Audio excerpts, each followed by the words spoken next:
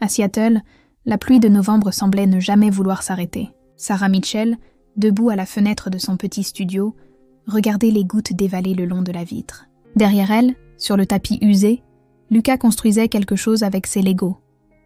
Âgé de 6 ans, il avait les cheveux sombres de son père, mais ses yeux, ses 12 yeux bruns, étaient entièrement les siens.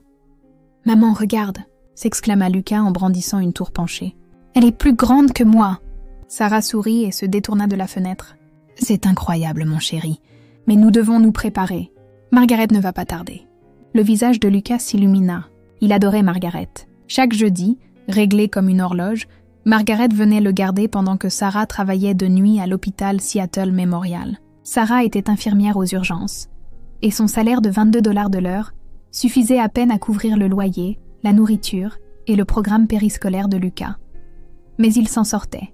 Il s'en sortait toujours.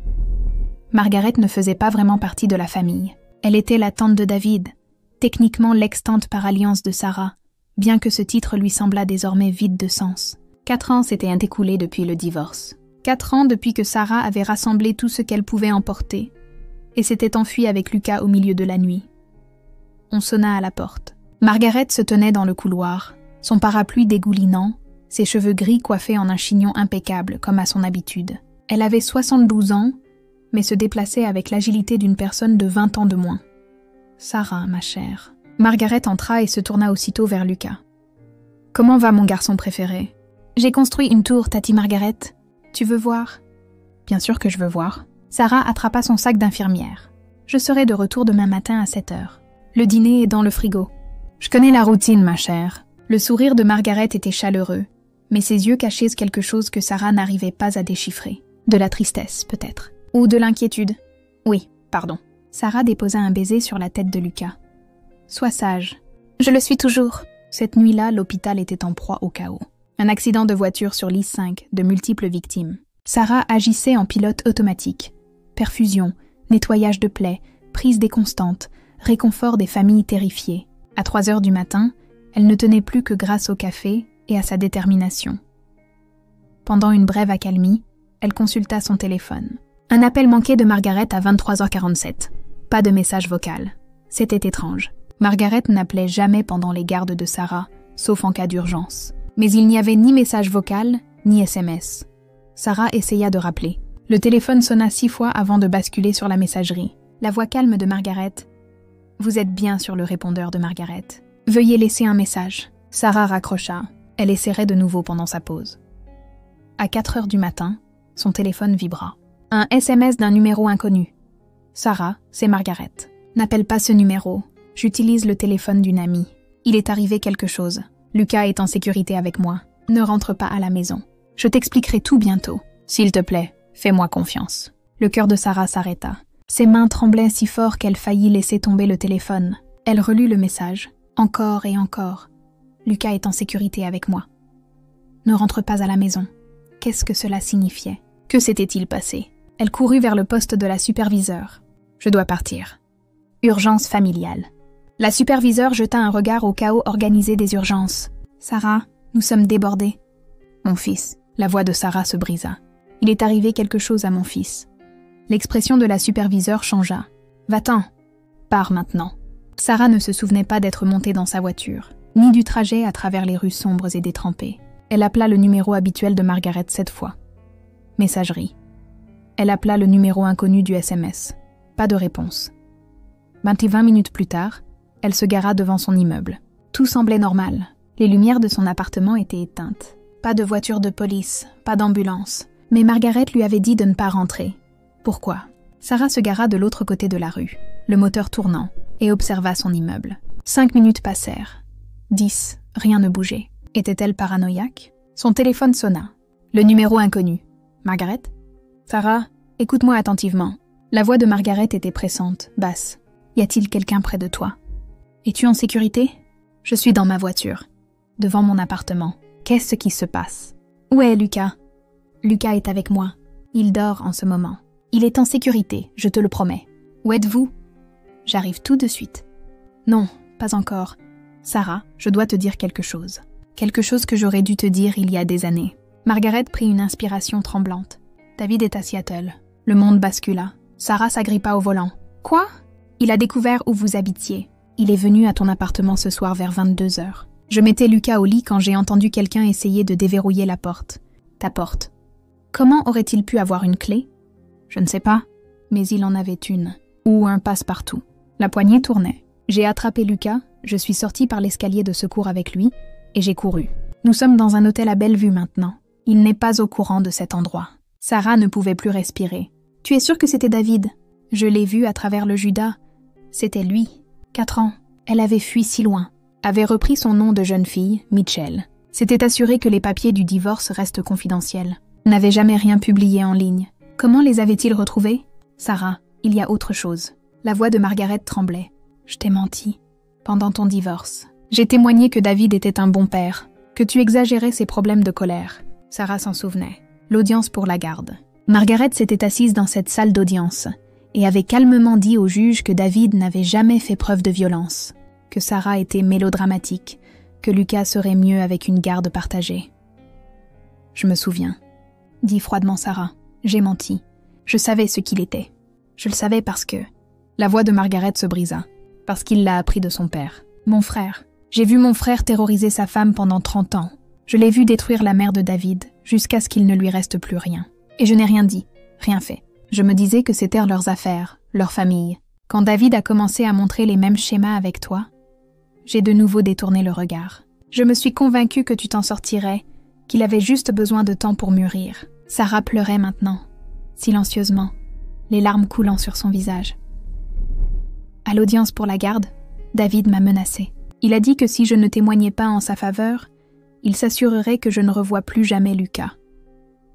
Et j'ai été lâche. J'ai choisi de voir mon neveu plutôt que de te protéger. Je suis tellement désolée. Pourquoi me dis-tu ça maintenant ? Parce qu'il y a 2 semaines, David m'a appelé. Il était ivre.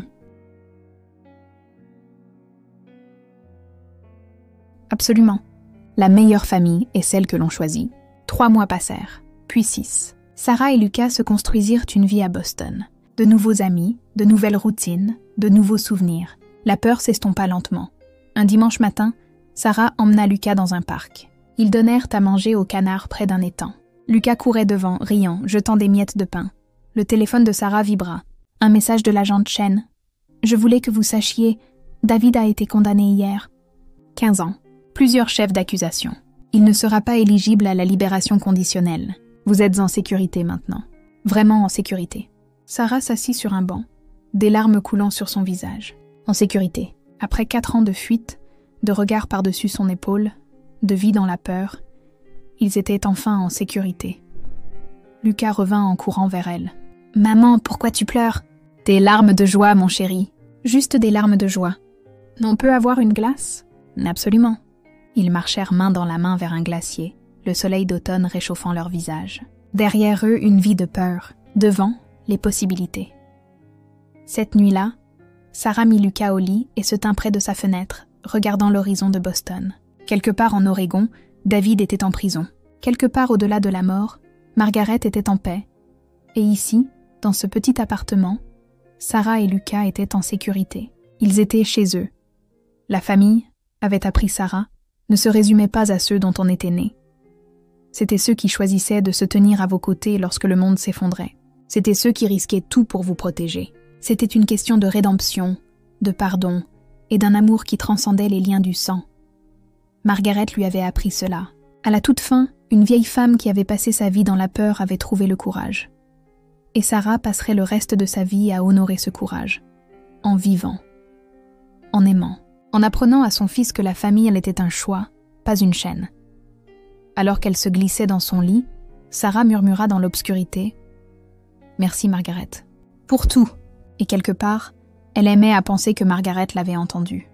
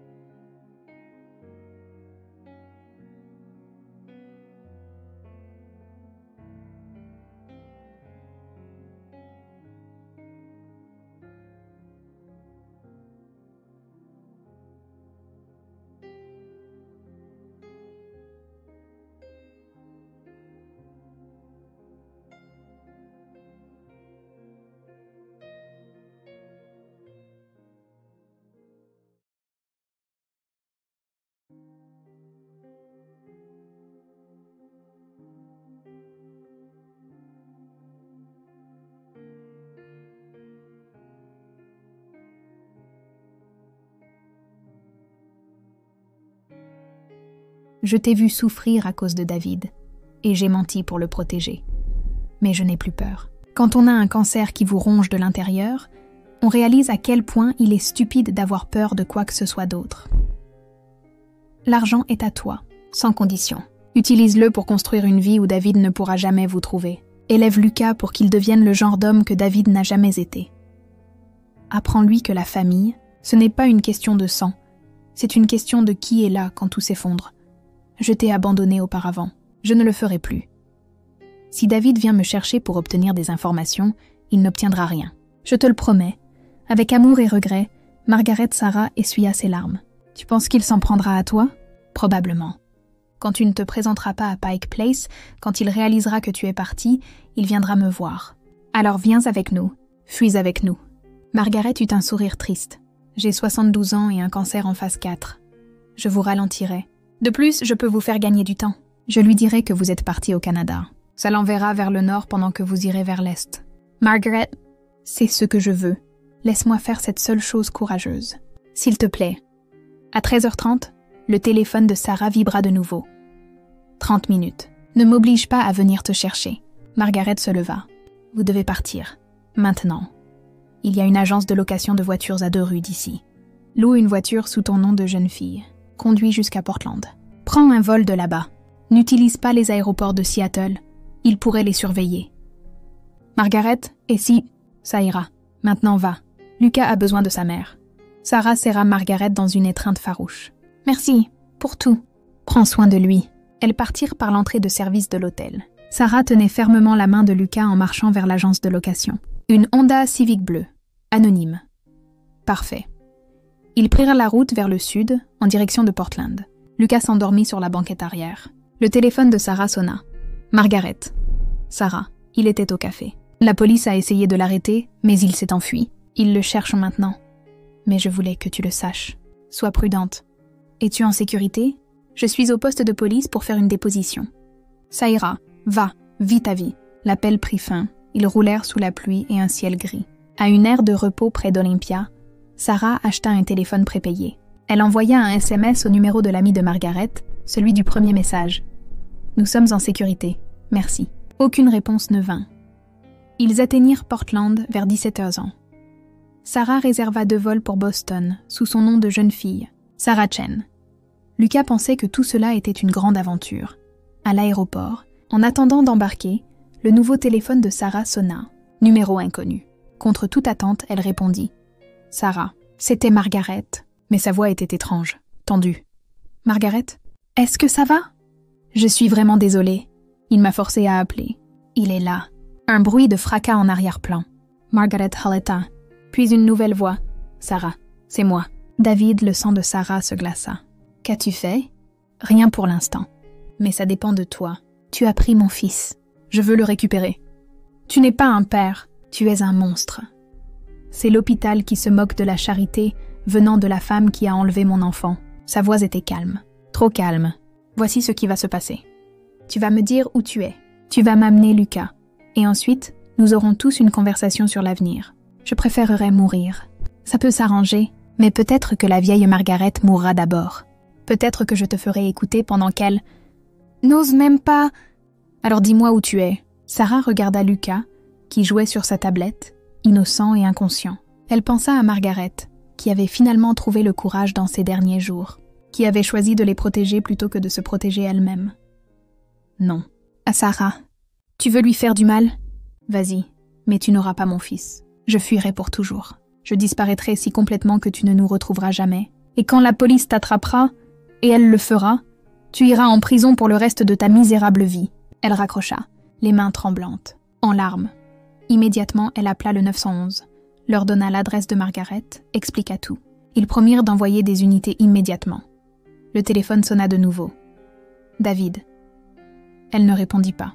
Il sonna encore 8 fois, message vocal après message vocal, sa voix devenant de plus en plus en colère, de plus en plus désespérée. Puis un SMS du numéro de Margaret. La police est arrivée. David s'est enfui. Margaret va bien. Il ne l'a pas blessée. Elle est en sécurité. C'est l'agent Chen. Nous avons votre déposition. Nous émettons un mandat d'arrêt contre David Thompson. Tentative d'enlèvement, harcèlement, Menace terroriste. Plusieurs chefs d'accusation. Nous le trouverons. Sarah s'effondra sur une chaise, sanglotant de soulagement. Ils montèrent à bord de l'avion. Boston était froide et inconnue, mais c'était loin. Ils restèrent dans un motel bon marché la première semaine. Sarah trouva un emploi dans un hôpital, un appartement dans un quartier calme. Elle inscrivit Lucas à l'école sous son nom de jeune fille. 3 semaines plus tard, un autre SMS.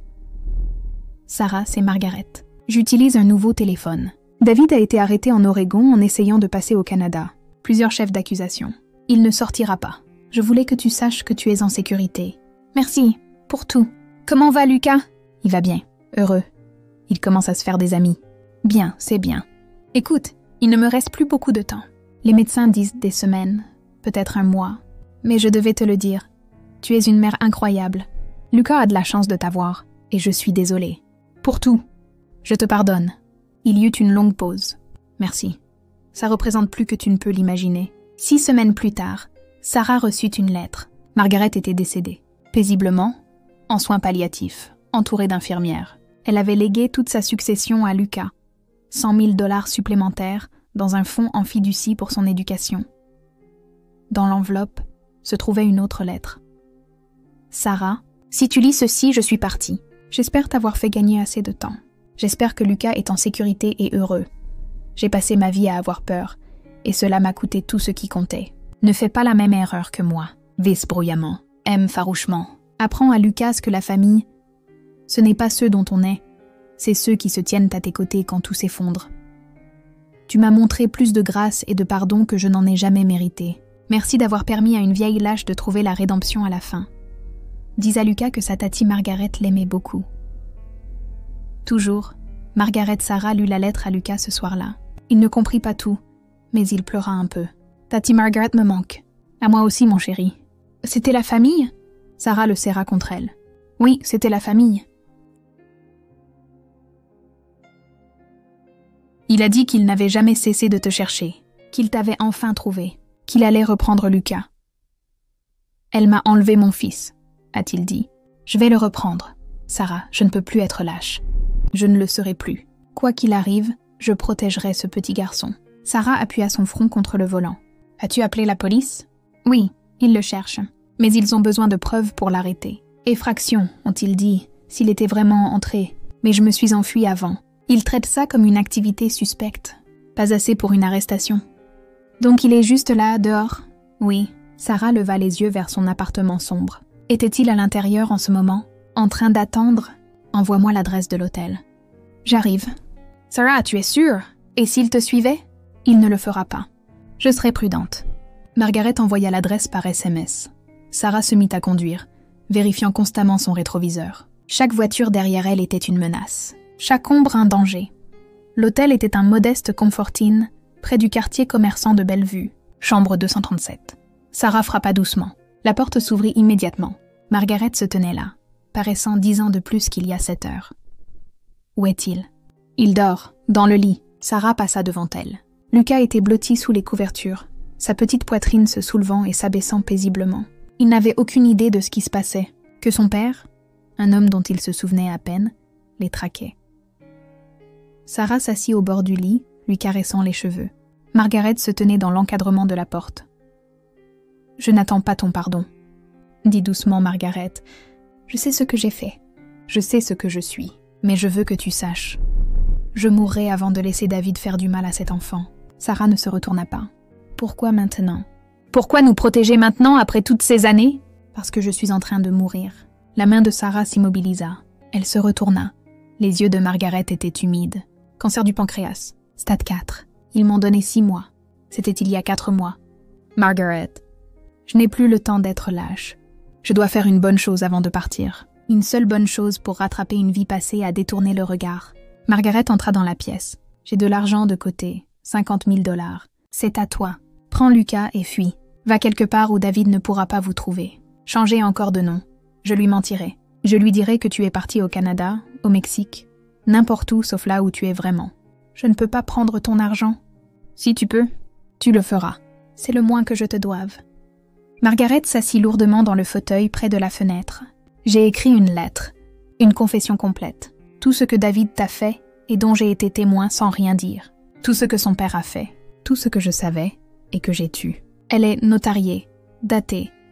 S'il vous arrive quelque chose, à toi ou à Lucas, elle ira à la police. Sarah regarda cette vieille femme qui l'avait trahie et qui essayait maintenant de la sauver.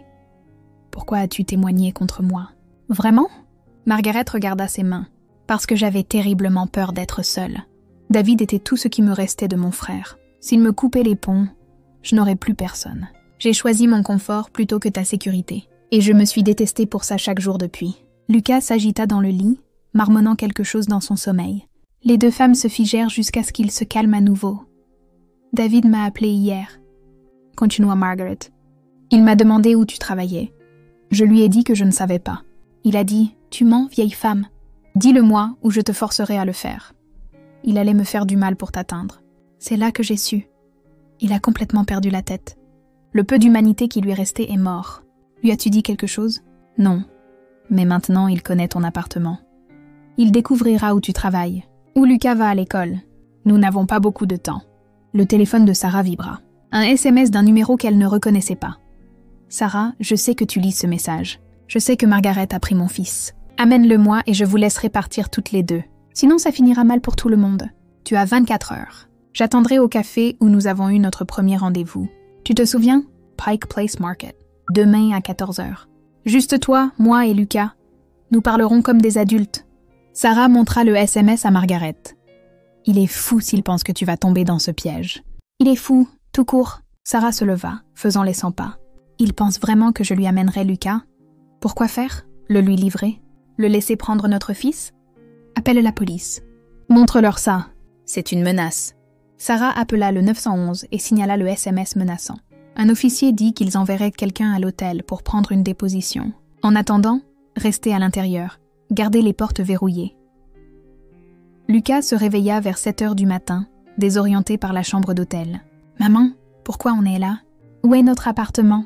Sarah s'agenouilla à côté de lui. « On vit une aventure avec Tati Margaret. C'est amusant, non? Comme une soirée pyjama ?» Exactement comme une soirée pyjama. Il parut satisfait de cette réponse et demanda immédiatement ce qu'il y avait pour le petit déjeuner. Les enfants. Ils se remettèrent de tout. 2 policiers arrivèrent à 8h30. Sarah leur montra tout. Les SMS, le témoignage de Margaret l'ayant vue à l'appartement, l'historique de leur mariage. « Nous enverrons des unités à Pike Place Market à 14h, déclara l'agent Chen. S'il se présente, nous l'arrêterons. Mais, Madame Mitchell, vous devriez envisager une ordonnance de protection. J'en avais une. Il y a 4 ans. Il l'a violée 2 fois avant que je quitte complètement l'État de Washington. Vous avez quitté Washington? J'étais en Oregon. À Eugene. Pendant 3 ans. Je ne suis revenue que depuis 6 mois. Je pensais que suffisamment de temps s'était écoulé. Je pensais qu'il était passé à autre chose. L'agent Chen échangea un regard avec son partenaire. Le comportement obsessionnel a souvent tendance à s'intensifier avec le temps plutôt qu'à diminuer. Vous devriez peut-être envisager de déménager à nouveau. Margaret intervint. J'ai de l'argent de côté précisément à cette fin. Elles partent. Aujourd'hui, si possible. Les policiers partirent vers 9h, promettant des patrouilles accrues autour de l'hôtel. Sarah s'assit sur le lit, épuisée. Elle n'avait pas dormi depuis plus de 24 heures. Lucas regardait des dessins animés, inconscient de la situation. Margaret s'assit à côté de Sarah. « Où iras-tu »« Je ne sais pas. Loin. Peut-être sur la côte Est. »« Prends l'argent, s'il te plaît. Je l'ai déjà viré sur un compte bancaire à ton nom. Les papiers sont dans l'enveloppe sur le bureau. » Sarah regarda l'enveloppe. À l'intérieur se trouvaient des relevés bancaires, des documents de virement et une lettre manuscrite. Elle ouvrit la lettre. « Chère Sarah, au moment où tu liras ces lignes, j'espère que toi et Lucas serez en sécurité. J'espère que tu m'auras pardonné, même si je ne le mérite pas. J'ai passé toute ma vie à avoir peur. Peur des conflits, peur d'être seule, peur de défendre ce qui était juste. J'ai vu mon frère détruire sa famille.